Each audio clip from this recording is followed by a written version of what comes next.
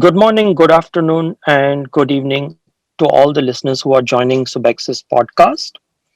We have here Rohit Maheshwari, who is the Vice President of Product and Strategy at Subex. Rohit comes with over 2 decades of industry experience in enabling customers develop trust in the digital ecosystem. As we all know, fraud risk management is one of the key enablers in building this trust.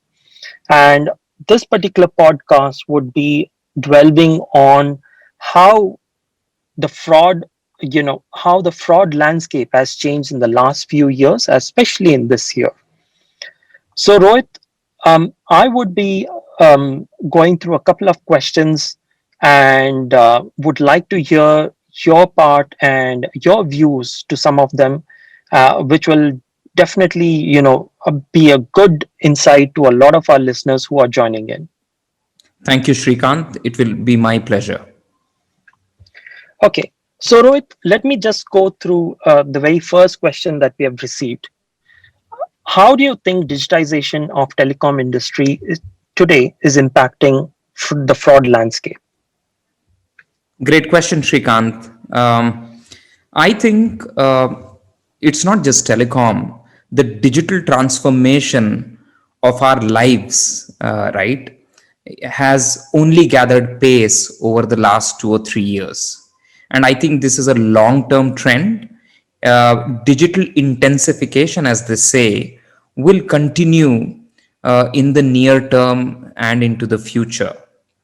What this means is consumer demands and preferences are dramatically changing, business demands and preferences are changing, and we are more and more living in a world which is hyper connected, and there is much more data that every business out there is able to collect and harness. All sorts of businesses, whether it is traditional retail business, the brick and mortar, okay, as they call it, the way we live our lives, the way we work, the way we get education, the way medicine is delivered through telemedicine, etc., is all getting altered in this world where we are all connected. I call it the omni-channel life, the new digital life. And what this means is,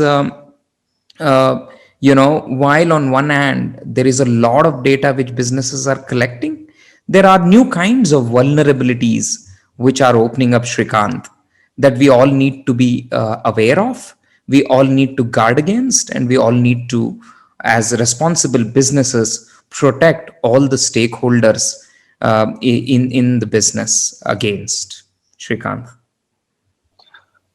Rohit, so that's a good point, Rohit. But I just want to dwell a bit more into this.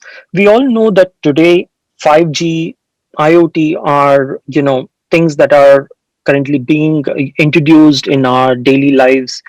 There are a lot of telcos today who have already rolled out 5G. How do you think that's going to actually change the fraud landscape?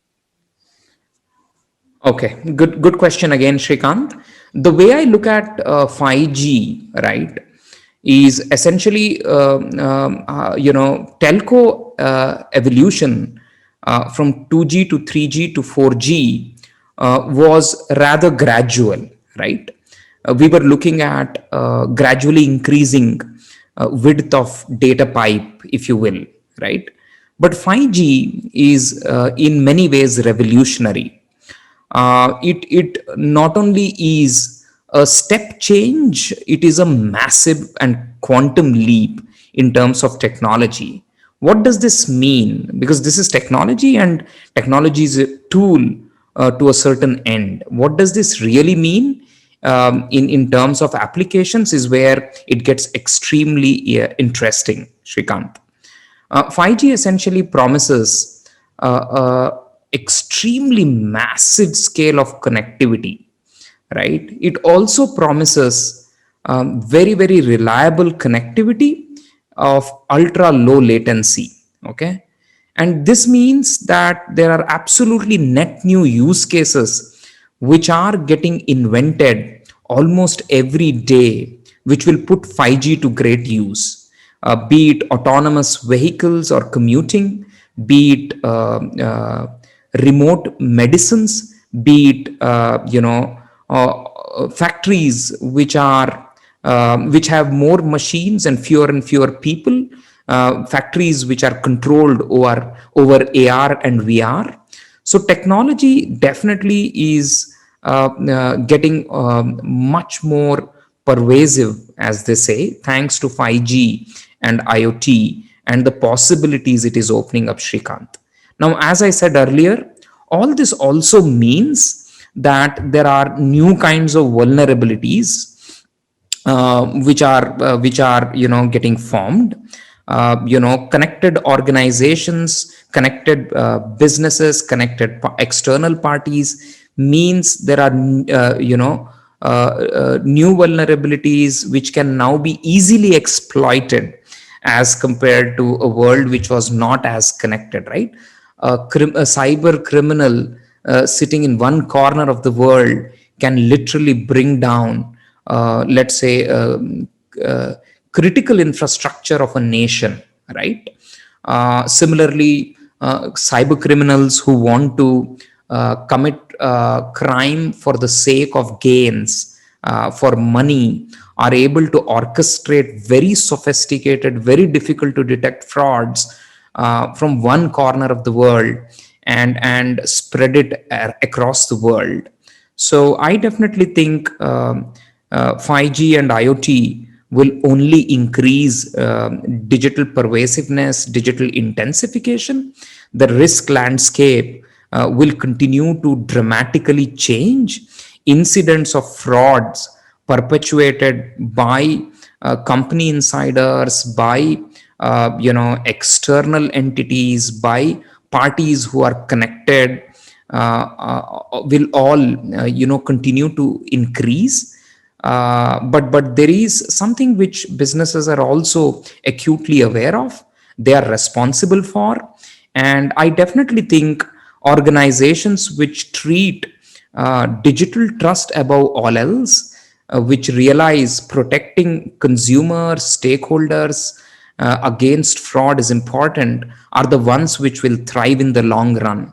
So while on the one side there is this specter of increasing fraud vulnerabilities, on the other side the same ever connectedness means there is large amounts of digital trail, lots of data which analyzed properly can result in effective fraud management, Shrikant. Thank you, Rohit. That's very insightful. Just moving to another question that we have here. So, Rohit, in this particular evolving state today, what do you think is the role of AI in general? When we talk about AI, I'm talking specifically, machine learning, deep learning, big data analytics. What is going to be the role of these technological enablers in the coming future now? Interesting question, Shrikant. I think AI is something which is impacting every industry, every sector out there, right? And industry leaders recognize this very well. So do telco leaders recognize this. In fact, in the last 3-4 years, there is not a single telco leader, a CTO, a CIO, a CFO, or a CEO who has not looked at AI possibilities, right? And exploiting AI for business gains. But unfortunately, a lot of AI has been experimentation in nature, or at best in isolated projects, right? The first set in the telco world were use cases around marketing in the CMO function, for example, for segment of one, for precision marketing, etc. Similarly, on the networks, to organize network better, to manage network spend better, to operate network, etc. What I truly believe is the next generation of evolution in usage of AI is where it gets really interesting. What it requires is for telcos to really reorganize themselves around data. Okay. Now they have already done multiple projects on big data technologies. What is really required is to assess if they have the required data for leveraging AI at scale. Because when you look at the end to end telco value chain, there is not a single point in the value chain where AI cannot create an impact, whether it is a revenue uplift or cost reduction. So, also in fraud, right? AI has a big role to play, but the first thing is to organize the data pipeline properly, identify the key tools which are required to run AI in operations are made available, identify the vulnerabilities in the business chain, ask the questions: what are the vulnerabilities? What does it take for us to proactively address these vulnerabilities? What does it take for us to respond in case of a new kind of fraud which gets perpetuated? And then use the AI tools to then start fighting fraud. The advantage of AI, of course, is that it can help detect fraud with higher precision, meaning lesser false positives, higher true positives. It can help detect fraud faster because latency or time taken to detect and respond to fraud in many cases is the business case of the fraudster. So more you can squeeze it down, the more difficult you make it for the fraudster. Similarly, AI can also help detect the unknown unknowns, the kinds of frauds which were otherwise going unnoticed in traditional rules based environments. So I think AI has massive possibilities, but then Shrikant, I definitely believe it has to be part of a three-step strategy. Understand your vulnerabilities, organize your data pipeline, and then start unleashing AI in a concerted and cohesive fashion. So, Rohit, just going a bit along the same, along the same line, do you think somewhere that with the changing technology and the changing landscape, fraud and security, which used to be handled as separate silos, is somewhere merging now? Well, very interesting question. And in fact, the whole industry has been grappling with these thoughts, right? The way I look at it is, to be honest, there are elements of cybersecurity practice which help creating a preventative firewall around fraud, right? And therefore, closer cooperation, closer coordination between cybersecurity and fraud management practitioners is inevitable, Shrikant, right? It's no more sufficient to do only forensics on data which has been collected in the past. If you want to be proactive, if you want to be real time, you want to get to you want to get into the streams of transaction in the real time data environment, which is where cybersecurity has worked exceedingly well.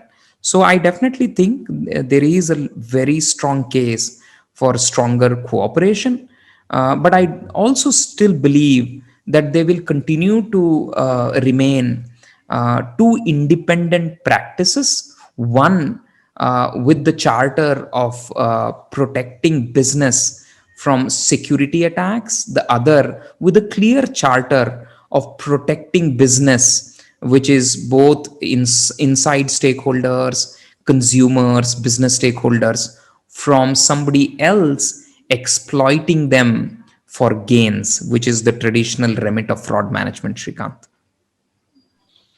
That's great, Rohit. That's very insightful info. So, Rohit, before I let you go, I want to just touch upon one last question here. We obviously are all impacted by the coronavirus pandemic. So, just want to know what impact has this COVID-19 had on the industry and especially in the way telecommunication fraud is today being looked at? Okay, so when pandemic struck us early to 2020, Shrikant, almost every industry was in turmoil. But one industry which stood very resiliently has been telecom industry. I mean, thanks to telcos, we have all managed to shift from traditional ways of working to working from home, getting educated at home, receiving telemedicine remotely, etc., etc. So telcos, bless everybody in the telco industries, have done a phenomenal job. Similarly, consumer demands have changed, right? Today, we are all buying, selling, importing, exporting, etc., all in an in online environment, right? And definitely, every business out there has turned much rapidly into digital business than one would have otherwise imagined. So don't get me wrong here. Digitalization was a long-term trend, like I mentioned. All COVID has done has it has proved to be yet another point of inflection, a point of acceleration on a trend which was anyways here to stay, Shrikant. So it's the acceleration and nothing much else has changed. It also means that in some ways businesses perhaps were not fully prepared to understand the extent of vulnerabilities. There has definitely been a spike in fraud and cybercrime, but I definitely think all of this will start getting addressed as industry becomes aware, as telcos become much more aware of the potential risks associated in the cyberspace, Shrikant. Um, that's great, Rohit. So, Rohit, so we have come to the end of this particular podcast, and I would like to thank you for your time. We all know you have a big busy schedule. So, I would also encourage our listeners to do send in some of the questions that they would want answers to, and probably we can, have one more round with Rohit and go into few other topics that are of interest to our listeners. Thank you, everyone, and thank you for joining. Thank you, Shrikant. Thanks to all the listeners. It has been a pleasure.